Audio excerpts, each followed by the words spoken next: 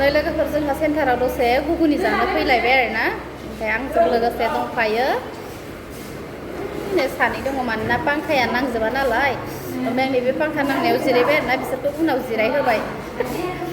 दसे माने बेलासिनि गुगुनि जानो लुबैनानै फैबाय आरोना लोगोफोर गुगुनिया जि फानलु गोसा होयो आंहा जानो हाथारा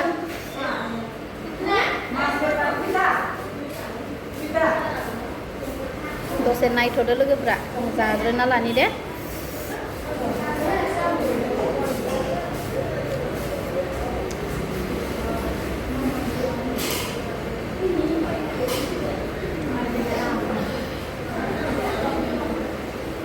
दै गैया नामा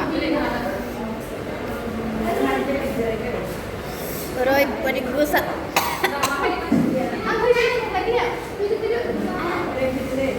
आव होननायखौ गैया थैदोसो होनबावबायलै जेबो जाया नै गावस्रा उनथि जना जि मा अर्डार खालामखोमादोंथाय दै मोनसेबो बारा जाखोमानो मोना दै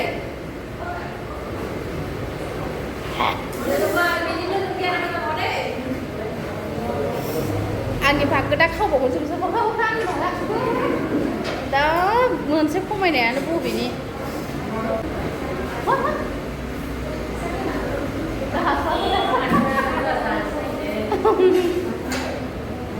जासुलिथार माने मालायनि भागखौबो बारा सिनाय मोना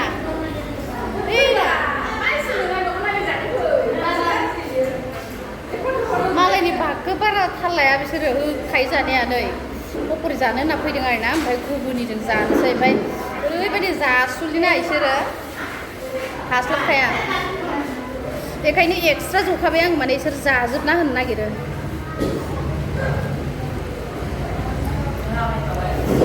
गाज्रिथार आरो लोगो जाखाना जाजोबना होयो मालायनि भाग साग बारा थिग नङा मानसिफ्रा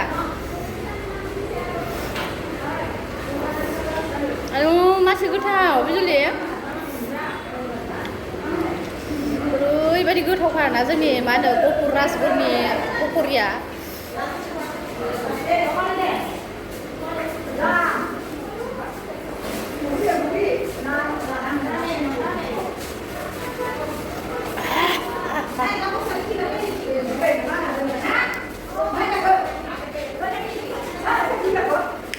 जा गुदुं गुदुं होबाय थादोंना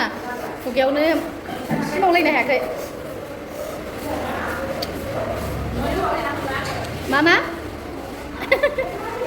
नै मादि जोंनि पकरि दाउ आथें जानो लुगैदोंबा फैदो लोगोफोर सोर सोर जानो लुगैदों जा गोथाव गोथाव मोनखायोलै राजगराव फैथि टाउन सेरावनो लामा सेरावनो नै ओमफ्राय नै जासुलि सानैखौ नायनोबा नै अयथासार जानायाव हास्लाबखाया जानायाव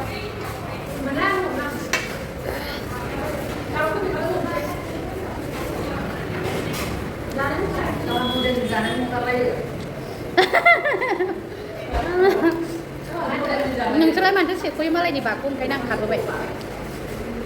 बारा सेख'ला सेख'लिखौ आं मोजां मोना नालाय